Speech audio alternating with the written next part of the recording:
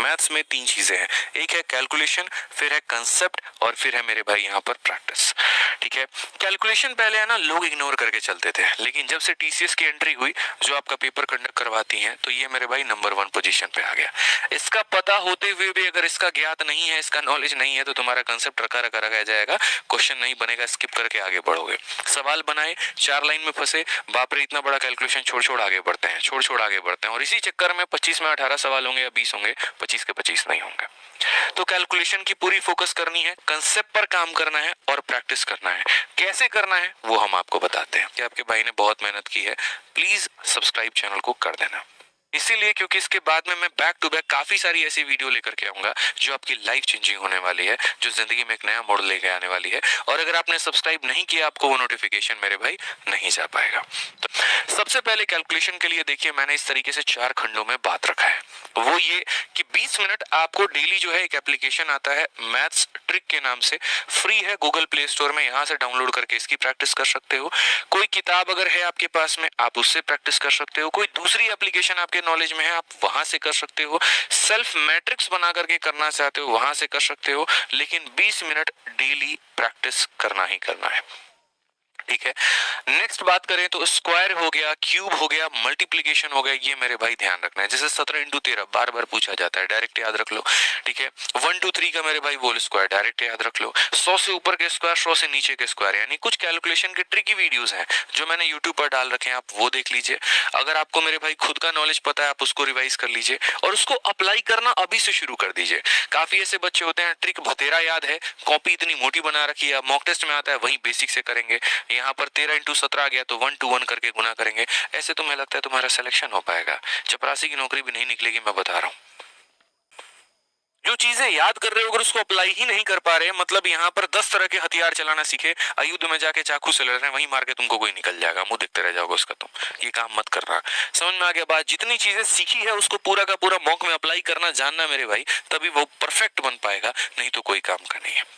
तीसरा, यहाँ पर जितने कैलकुलेशन के ट्रिक्स हैं फॉर्मूला बुक में दिए गए हैं, वो फॉर्मूला बुक मंगाओ। इस किताब के अंदर में आखिरी में कैलकुलेशन के मेरे भाई काफी ऐसे ट्रिक्स हैं, काफी ऐसे टिप्स हैं जो दिए गए हैं, इसको रिवाइज कर लो पूरा का पूरा, क्योंकि पेपर में आजकल उसी पैटर्न पर आपके क्वेश्चंस आ रहे हैं। ठीक है, नेक्स्ट अगर हम बात करें यहाँ पर, तो कैलकुलेटर का इस्तेमाल नहीं करना है, जो सबसे बड़ी आप लोग गलती करते हैं। मॉक टेस्ट में क्वेश्चन आया, दिया हुआ है, तुरंत मॉक वा पॉज करोगे वहीं पे और कैलकुलेटर निकाल के दन दन दन दन कैलकुलेशन करोगे। यहाँ तो कैलकुलेटर निकाल ले रहे हो, पेपर में तुमको कौन देगा है? और यही होता है मेरे भाई, यहाँ पर तुम्हारा कैलकुलेटर का इस्तेमाल करके स्कोर 140 आ जाता है और वहां जाते हो 120 पे लटक जाते हो, फिर बोलते हो सर मॉक में तो बढ़िया स्कोर आ रहा था, पता नहीं वहां कैसे नहीं आया।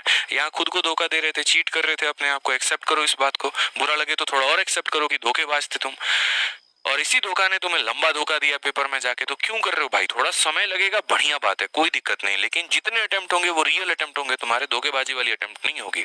इसीलिए अभी से पेपर में जो भी कैलकुलेशंस आ रहा है मेरे भाई, कैलकुलेटर का इस्तेमाल ना करके खुद से करो, वो ज्यादा बेहतर है। ठीक है, स्किप भी करने की आवश्यकता नहीं है। तो पार्ट नंबर 1 आपका मैथ्स में हो गया कैलकुलेशन। अब पार्ट नंबर 2 में चलते हैं कंसेप्ट के बारे में, कि भैया यहाँ पर कंसेप्ट क्या होगा, कंसेप्ट की प्रैक्टिस किस तरीके से करेंगे। सर कैलकुलेशंस बेहतर कर ली, लेकिन हमें चैप्टर का ही नॉलेज नहीं है, हम क्या करें? तो भाई देखो यार, मैथ्स में है ना कंसेप्ट का नॉलेज होना बहुत जरूरी है, नहीं तो फर्क क्या होगा। आप भी वही सवाल बना रहे हैं, मैं भी वही सवाल बना रहा हूँ। आपके पास में बेसिक अप्रोच है, मेरे पास में स्मार्ट अप्रोच है। मैं 30 सेकंड में 2 सवाल बना सकता हूँ, और मेरे भाई आप 2 मिनट में आप एक ही सवाल में भी पढ़ रहे होंगे।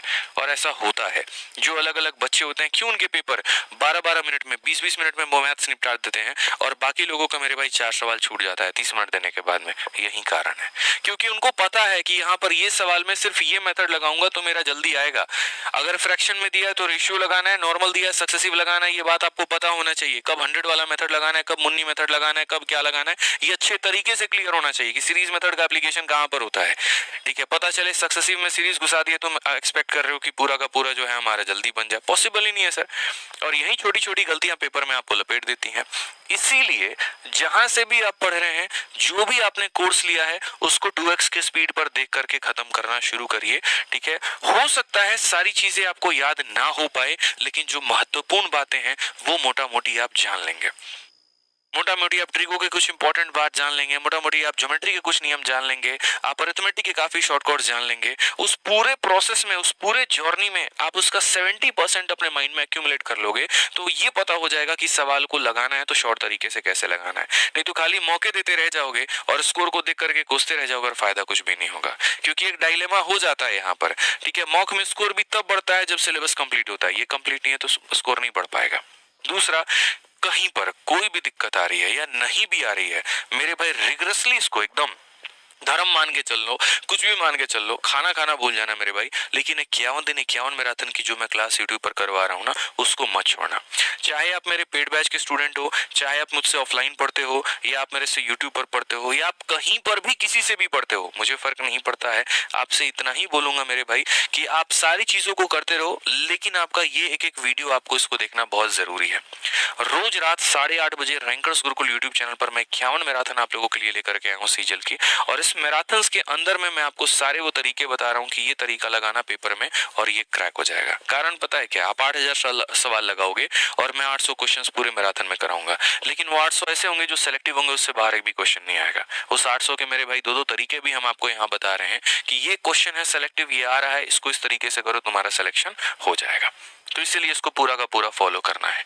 तीसरा, अगर हम बात करें revision of all concept through formula book, दिक्कत क्या आती है, कोई स्टूडेंट एक्स टीचर से पढ़ा, कोई वाई टीचर से पढ़ा, किसी ने कहीं से पढ़ा, किसी ने कोई सोर्स पढ़ा, सबके अपने अपने नोट्स बड़े बिखरे पड़े हैं, कंप्लीट किसी को नहीं मिल पाता है। एग्जाम के टाइम पर सारे इतर बितर कहानी है, कहीं पर 4 पॉइंट नोट कर लिए अपने मॉक टेस्ट से, 4 पॉइंट नोट कर लिए फाइनली टीचर के शीट से, 4 बातें खुद की याद आ गई, बिखरा पड़ा है।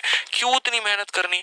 आप मेरे भाई सिर्फ ये चेक कर सकते हो, आप ये किताब मंगाओ, ठीक है, और इसके अंदर के एक बार आप सारे नोट्स को देखो, आपको खुद पता चल जाएगा आपके टीचर ने कितना पढ़ाया।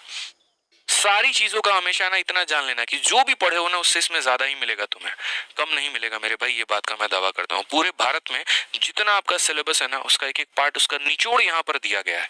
इसी वजह से जो भी चैप्टर आप पढ़े ना, वीडियो देखो, मानो परसेंटेज की देखी आपने, चाहे अपने पेड क्लास से, मैराथन से या कहीं से, आप पूरा का पूरा परसेंटेज एक बार ये पढ़ लेना, क्योंकि ये सोने पर सुहागे का काम करेगा। आइसिंग ऑन द केक वाली बात हो गई कि पढ़ाई मेरी हो चुकी है, रिविजन यहाँ से कर लिया, सारे कंसेप्ट दिमाग में फिट हो गए, अब तुम सवाल देख करके देखो मेरे भाई, मैं उड़ाता हूँ। इसे आराम से कहीं से भी, अमेजन से, फ्लिपकार्ट से, दुकानों से, जहां से मर्जी हो वहां से जाकर के ले सकते हो, ठीक है, लेकिन इसको पढ़ना है तो पढ़ना है, धर्म मान के चलना है, ग्रंथ मान के चलना है एकदम, ये तुम्हारे सिलेबस में, तैयारी में बहुत काम में आने वाली है।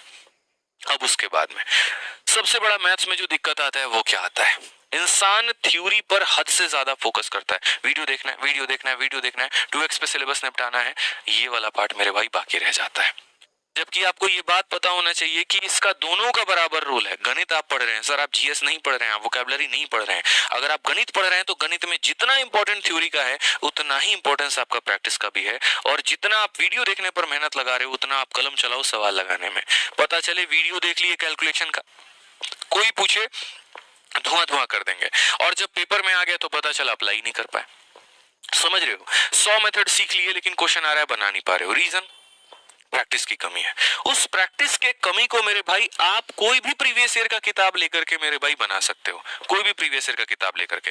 बस टारगेट आपको यहाँ पर ये लेना है कि 3 दिन में मेरा एक चैप्टर खत्म हो जाए। मैंने कभी इंसिस्ट नहीं कहा, कभी बच्चों को नहीं कहा यार ये सीजल वैरियर की किताब है तुम इसी से प्रैक्टिस करो, नेवर एवर ना मैं कभी ये बोलूंगा, क्योंकि भाई आपके पैसे बहुत इंपॉर्टेंट है। आप जब एक किताब में खरीद रखे हो, जब आपने एक जगह इन्वेस्टमेंट कर रखी है, आप दूसरी जगह क्यों खर्च करोगे अनटिल एंड अनलेस वो किताब खराब नहीं है। अब ये बात हो गई कि दवा एक्सपायर हो गई, जबरदस्ती का खा रहे हैं, क्यों खरीद रखा है, वो काम नहीं है। अगर वो इफेक्टिव है, काम में है, तो उसी से पढ़ो, कोई दिक्कत नहीं है। लेकिन अगर नहीं है तब सीजल वैरियर की किताब मंगाओ और इसको 2 बार प्रैक्टिस करो। कारण जितने दिन है ना आपके पास में, अगर उतने दिन में कोई इतनी मोटी किताब उठा ली ना, आपका हिम्मत तो पहले ही टूट जाना है, डिमोटिवेट आप पहले ही हो जाओगे। आपको पता ही नहीं कि जो परसेंटेज के 400 सवाल दिए गए हैं उसमें से कौन 200 लगा करके जाने हैं और कौन मुझे पढ़ना है यहाँ पे, क्योंकि ये आपका समय जो है ना, मैंने शुरू में ही कहा था टाइम इज मनी, और ये टाइम ही आपको बचाना है, ये आपको बहुत फायदा कराएगी। इसी वजह से जिनके पास में नहीं है कोई किताब या जो अफोर्ड कर सकते हैं, वो सीजल वैरियर की ये किताब मंगाओ और इस किताब को आराम से 30 दिनों के अंदर में खत्म कर सकते हो। ठीक है, इसमें पहली गो में जो जो सवाल तुम्हें इंपॉर्टेंट लगेंगे उसको टिक कर लेना और सेकेंड टाइम में सिर्फ और सिर्फ उन्हीं क्वेश्चंस को बनाना। देखो भाई 50 में 50 एक बार लगाने पर आ जाएंगे, लेकिन अगर इसको 2 बार लगा लिया ना तो इसका पूरा पूरा फायदा आपको मेंस में भी मिलने वाला है। तो इसीलिए वीडियो देख करके कंप्लीट कर ली और प्रैक्टिस मेरे भाई यहाँ से कर ली। जब खुद की कलम चलती है ना, रफ्तार यूं निकल करके आती है। मैथ्स में तो ऐसा होना चाहिए कि सवाल पढ़ा और पढ़ते ही कलम आपका चलना शुरू कर दे, बस इतने वाली रफ्तार हो आपके अंदर में, तो आपको बहुत ज्यादा फायदा पहुंचाएगी। तो ये किताब आराम से फ्लिपकार्ट, अमेजन, जहां से चाहो मेरे भाई यहाँ पर आप इसे मंगा सकते हो। छोटी सी बात मैंने यहाँ पे रखी है कि प्रैक्टिस करना मैथ्स की रात में, ताकि आप अपना दिन का समय बचा पाओ। काफी लोग कंफ्यूज रहते हैं कब प्रैक्टिस करें कब नहीं करें। जब आपका दिमाग पूरा का पूरा हाईली एक्टिव है ना, तब याद करने वाली चीजें रखा करो ताकि वो पूरा का पूरा याद हो पाए, उसको पूरा रिटेन कर पाओ। और जब आपका दिमाग हाईली एक्टिव नहीं है, थोड़ा बोरिंग है, थोड़ा थकान है, कुछ और है मेरे भाई, तब उस केस में कोशिश यहाँ पर करो कि मैथ्स उठा करके बनाए। आप गाने सुन करके बना सकते हो तो गाने सुन करके बनाओ। अब गाने भी ऐसे नहीं सुनने, तौबा तौबा वाला गाना चल रहा है कि पूरा का पूरा मूड उसी में चला गया। माइल्ड म्यूजिक वाले सॉन्ग सुनो। आप यहाँ पर हनुमान चालीसा सुन सकते हो। ठीक है, अगर मैं बात करूँ डिवोशनल थोड़ा सॉन्ग सुन सकते हो कि जिसमें हम खो नहीं सकते, लेकिन जो हमारे दिमाग को सुकून दे सकता है। आप महामृत्युंजय का मंत्र चला करके छोड़ दो मेरे भाई। ठीक है, आप कबीर की वाणी चला करके छोड़ दो, जो थोड़ा मन को रिलैक्स भी करता रहे और कहीं ना कहीं यहाँ पर जो है आपको एक पुशअप मिलता चले। ठीक है, नहीं तो पता चला कि ओल्ड 90s के सॉन्ग लगाए हुए हैं और बेवफाई के गाने में जो है अल्ताफ रजा में खोए हुए हैं। ठीक है, रिसेंट में यहाँ पर पूरा का पूरा गाना चल रहा है और यहाँ पर पता नहीं कौन कौन से गाने सुन के पूरा उसी जोन में चले गए। मैथ्स गई साइड में, पहले गाना देखते हैं। वो गाना एक्साइट करेगा अपनी वीडियो को दिखाने के लिए, फिर आप उसकी वीडियो में पहुंचोगे, वहां से आप कहीं और पहुंचोगे और ये कहानी खत्म हो गई। ये मत करना। ठीक है, और अगर आपके पास में समय मिले, ठीक है, आपके पास में समय मिले तो जैसे हमने अपने कोर्सेज के अंदर में सेक्शनल मॉक टेस्ट दे रखा है, चाहे आप लाइव बैच में हो, प्री बैच में हो, वीओडी में हो, कहीं पर भी हो, तो यहाँ पर 30 सेक्शनल मॉक टेस्ट जरूर अटेम्प्ट कर लेना। क्योंकि जैसे इंग्लिश में सेक्शनल मॉक टेस्ट से आपका स्कोर बढ़ा और टाइमिंग बढ़ी, वही काम आपका यहाँ पर भी करेगा। ये बात ध्यान रखना। हालांकि अगर इसकी बहुत रिग्रेसली प्रैक्टिस कर रहे हो तो यहाँ 30 की जगह 15 पर भी काम चल जाएगा, लेकिन फिर भी सेक्शनल मॉक टेस्ट आपको देना पड़ेगा। ठीक है, बाकी एक बात बता दूं, प्री प्लस मेंस दोनों के लिए एक आपके पास में रामबान है और वो है आपका वीओडी 2.0 बैच। ये बैच ऐसा है जो आरजी विक्रमजीत एप्लीकेशन पर मिल रहा है। 699 की ये बैच है। वैलिडिटी इसकी लाइफ टाइम है। इसके अंदर में 500 टेस्ट ही मिलते हैं। चलो मानो तुमने कोई वीडियो नहीं देखा भाई, 500 टेस्ट की तुम प्रैक्टिस कर लो। वहां पे सेक्शनल टेस्ट है, सीजीएल के 50 है, सीएचएसएल के 50 है, प्री के 50 है, मेंस के 50 है। मानो सिर्फ 4 ही चैप्टर में आपका दिक्कत है भाई, वो 4 ही चैप्टर पढ़ लो। 4 जगह भटकने की तो आवश्यकता नहीं है, यूट्यूब खोल करके देखने की तो आवश्यकता नहीं है मेरे भाई। तो कोई भी टॉपिक वीक है या पूरा पूरा सिलेबस का बंटाधार है, या फिर अगर आपको मतलब मॉक टेस्ट की प्रैक्टिस करनी है, आप आराम से वीओडी 2.0 बैच से, सर सबसे टॉपर्स का फेवरेट बैच रहा है लास्ट टाइम में, ये बैच और फॉर्मूला बुक हमेशा ब्रह्मास्त्र का काम करती है और आपको लाख फायदा पहुंचाती है।